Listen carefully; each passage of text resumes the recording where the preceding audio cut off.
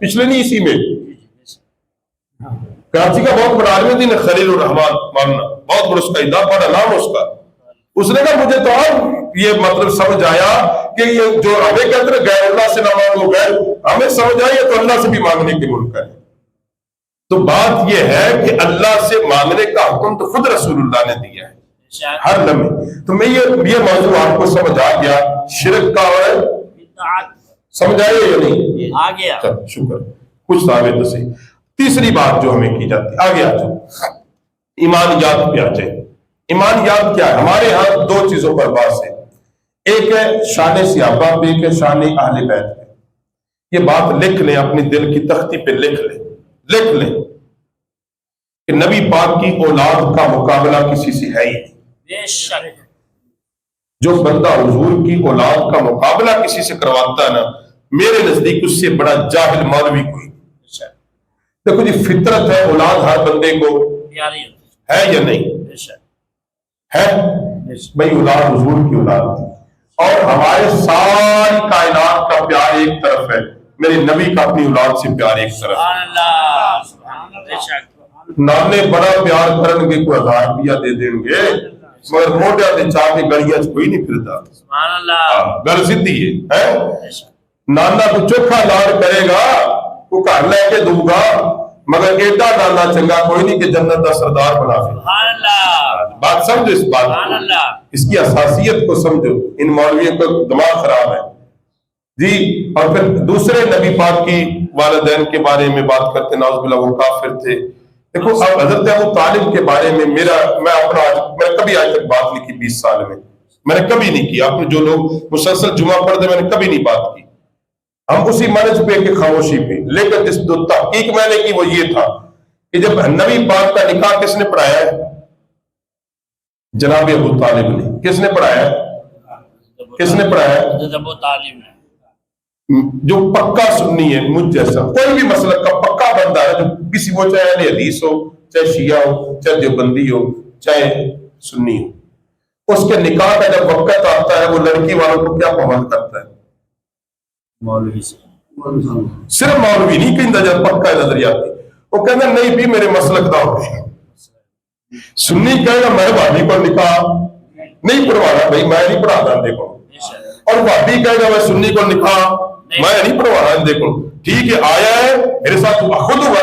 میں ایک جگہ گیا، وہ اہل حدیث تھے، میں نے کہا جی نکاح، نے کہا جی نکاح ساڈے حضرت نے پڑھا لیا، تو فیس ملے گی، فارم پور کر کے فارم جمع کرا کے میں نے دے دیا جی، تو اسے اس لیے سدیا ہے، نکاح ساڈے حضرت پڑھائیں گے۔ ایک جگہ میں ایسی جگہ لڑکا سنی تھا، اگلے دیوبند سے تھے، انہوں نے بڑا کہا جی ہمارے فلاں حضرت نے کہ جڑا مرضی حضرت آوے نکاح میرا سنی پڑھائے گا، فیس اسی دے دینے، باقی 2000 بعد دیا گے تھوڑی مولوی، باقی 5 دن اسی 10 دے دیا گے، پر نکاح 14 صدیاں بعد ایک بندہ اپنے عقیدے دے مخالف بندے کو نکاح نہیں پڑھاتا۔ یا محمد الرسول اللہ نے کافر کو نکاح پڑھایا، سمجھو گل نہیں یار، جڑے بندے دن رات ابو طالب کافر ابو سمجھو، اس نبی پاک علیہ السلام کا نکاح حضرت ابو طالب نے پڑھایا۔ سو چیزیں ہیں، ہم منہج اہل سنت پہ ہیں، مگر اس درجے پہ بھی نہ جاؤ کہ قیامت کے دن تمہیں شرمندگی اٹھانی پڑے۔ بات کو سمجھو کہ نکاح کس نے پڑھایا ہے۔ اچھا نبی پاک کے جی والدین کے بارے میں جو بکواس کی جاتی ہے کہ وہ جی کافر تھے، مسلمان نہیں تھے، یا کائنات کا سردار جس ماں کی گود میں پلا وہ ماں ہی پاک نہیں تھی،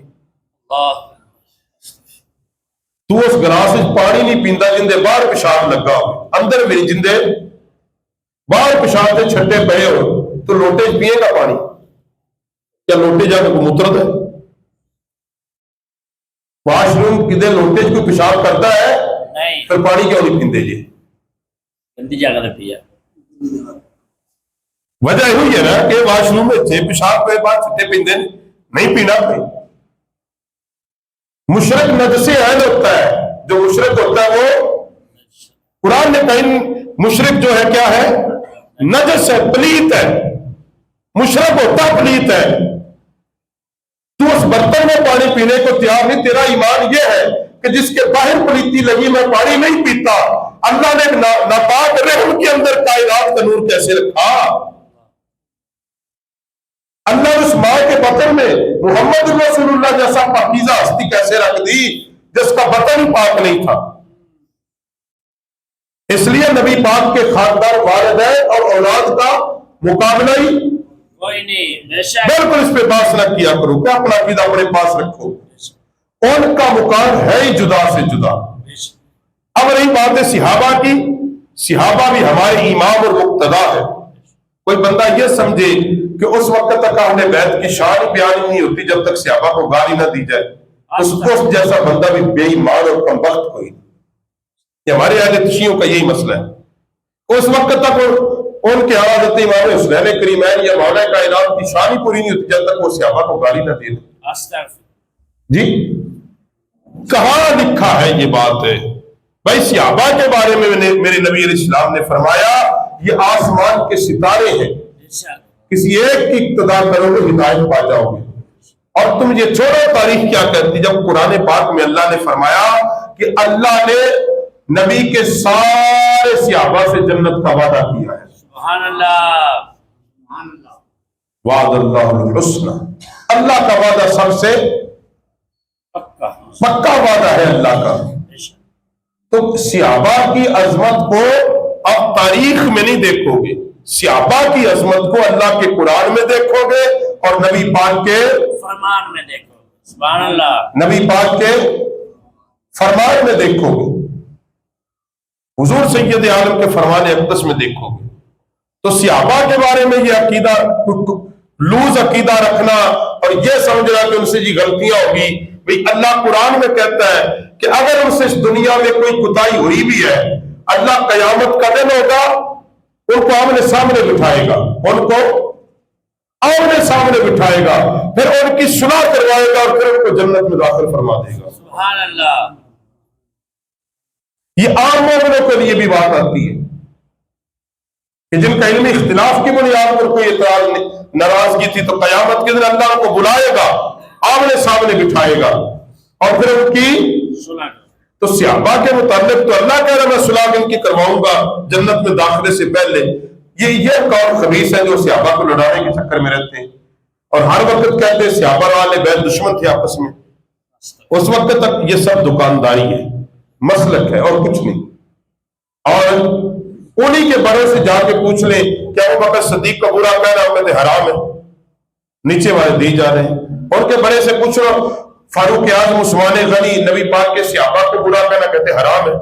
بالکل میرے پاس کتابیں پڑھی ہیں شیعہ مکتب کی، وہ لکھا ہے کہ اہل سنت کے مقدسات کی توہین کرنا حرام ہے اور یہ گناہ ہے۔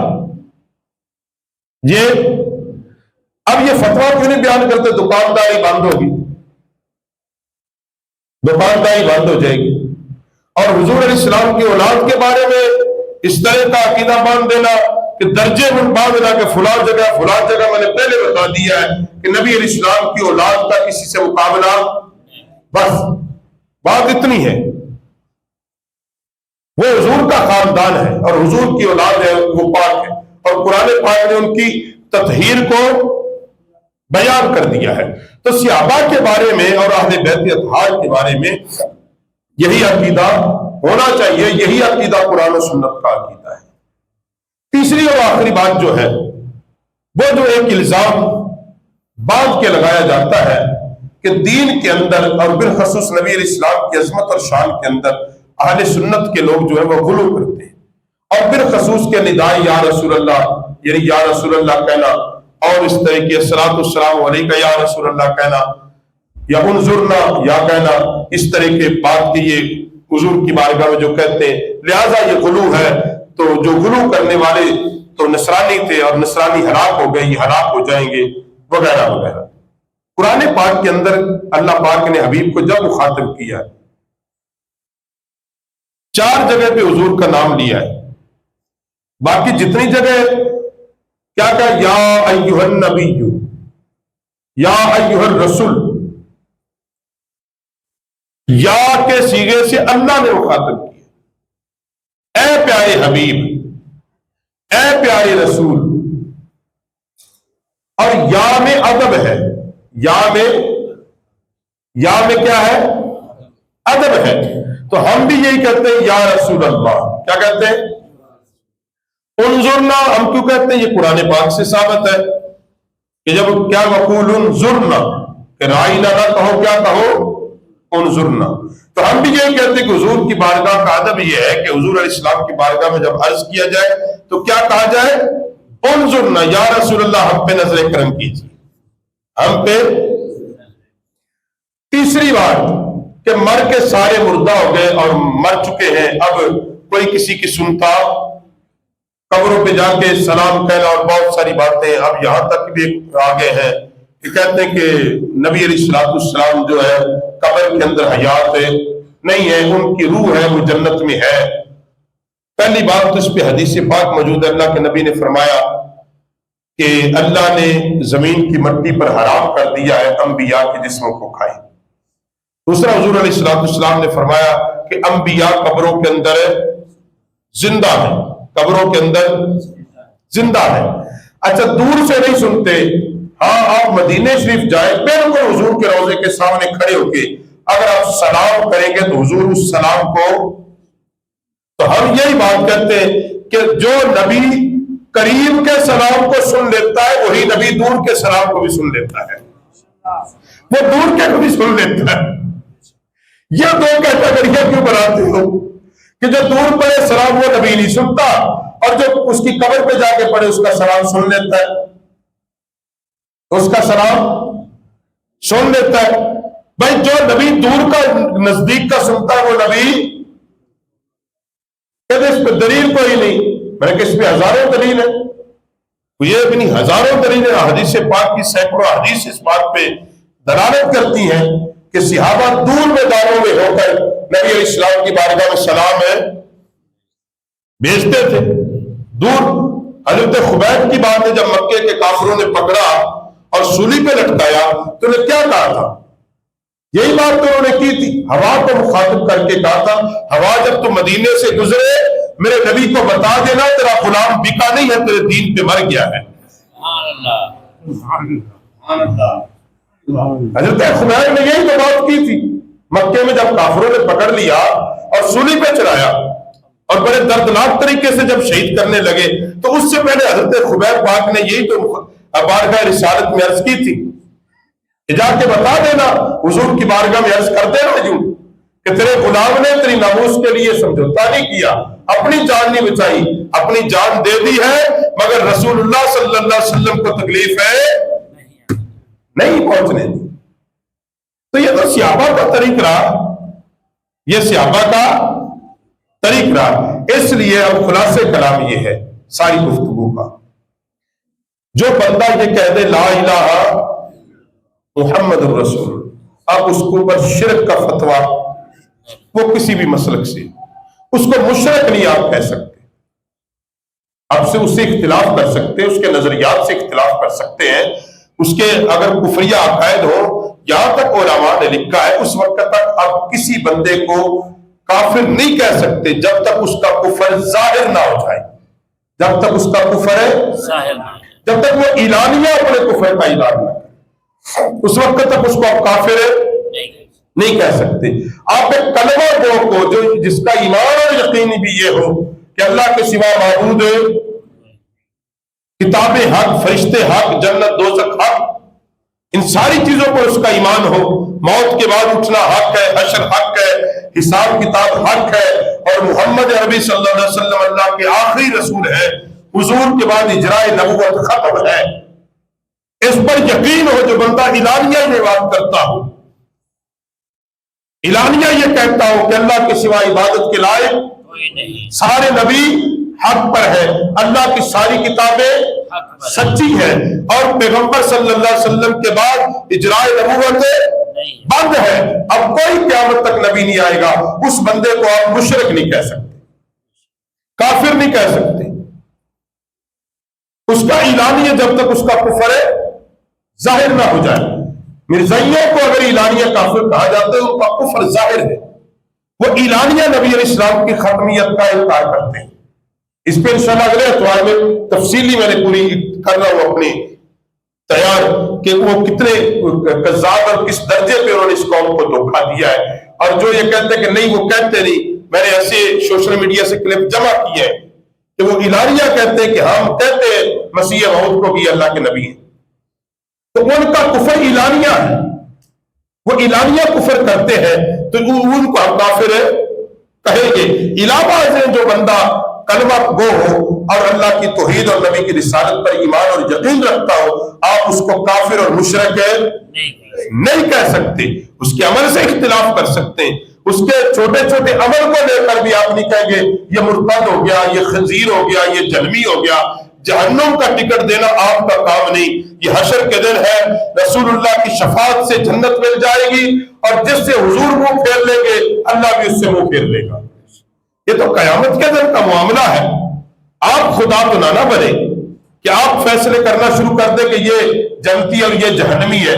آپ خدا نہ بنے. خدا وہی ہے جو ایک الہ ہے اور جو ساری کائنات کا خالق ہے. اللہ رب العالمین ہمیں عمل کی توفیق بخش دے.